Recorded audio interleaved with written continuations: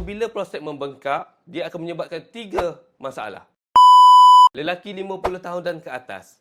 Dengar betul-betul kerana 50% daripada lelaki golongan ini mengalami masalah benign prostatic hyperplasia, BPH ataupun pembengkakan prostat.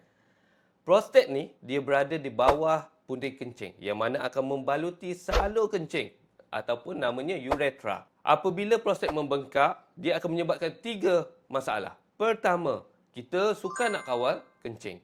Yang kedua, aliran air kencing keluar perlahan.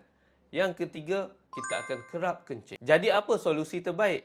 Saya sarankan pengambilan suplemen Total Man Beta Life Advance yang dihasilkan daripada herbal saw palmetto daripada USA membantu pengecilan saiz prostat. Ramai pesakit saya yang konsisten mengamalkan Total Man Beta Life Advance mengalami kesan yang amat positif. Pertama, tidak lagi kerap kencing, tidak lagi bangun malam untuk kencing dan juga badan lebih bertenaga dan sihat.